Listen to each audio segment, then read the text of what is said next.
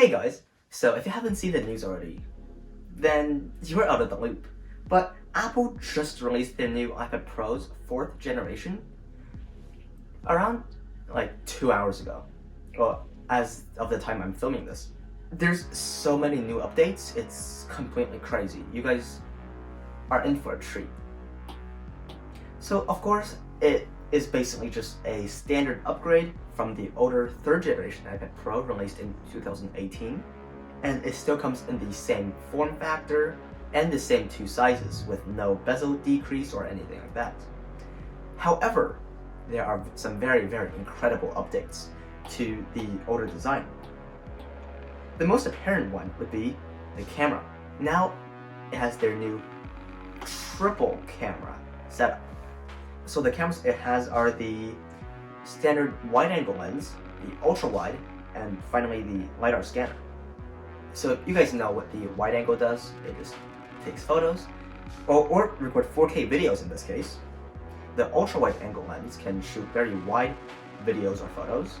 And finally, the LiDAR scanner is used for enhanced AR technology, which is where Apple is trying to go.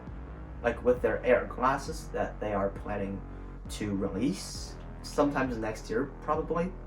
This is a huge advancement.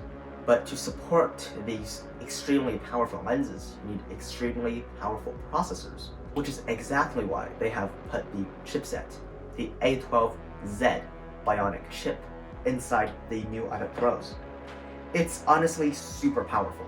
Well, the iPad isn't out yet, so I wouldn't really know how powerful it is compared to the older generation, but clearly it beats every single iPad or iPhone ever created by Apple. And that is crazy. Of course, it still has the same display as last year with the 120Hz display, as well as True Tone and P3 white color gamut.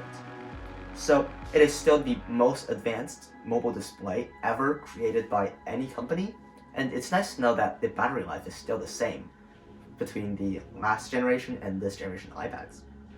It still features the same Face ID, but it should be faster because of the faster processor. Now there's something I've been avoiding to talk about, and that's the new Magic Keyboard. It used to be called the Smart Cover, but now they've changed the name, so it's called the Magic Keyboard or the Smart Keyboard Folio case. That is a huge part of this new iPad. So now, as you can see from the photos, the new iPad Pros can use a trackpad. I'm not so sure about how you guys would feel about this, but personally, I hate the idea of it having a trackpad. I think it's just crossing the line between an iPad and a MacBook. Aside from that, the Magic Keyboard on the new iPad Pros are now backlit and a butterfly switch mechanism, I'm fairly certain. So that is pretty cool if you're a typer and you like to type on an iPad. Also, you can charge, presumably, the iPad from the Magic Folio case with a USB-C cable. That is from what I can see from the photos they have on their website. So if you want more information, you can always check out their website on apple.com or apple.ca. Of course, it still features the same wirelessly charging Apple Pencil 2, and also still stereo speakers on both sides, so it's more immersive and you can watch Apple TV Plus with more immersive sounds.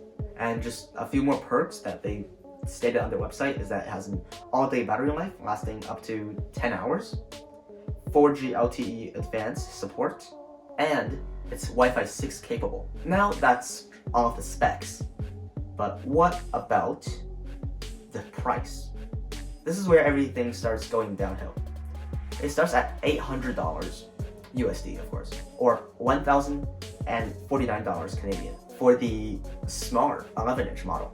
The 12.9-inch costs even more, and the Smart Cover costs $400 Canadian dollars or $250 USD, and an extra $50 if you got the larger iPad model. That's a hefty amount for an iPad Pro.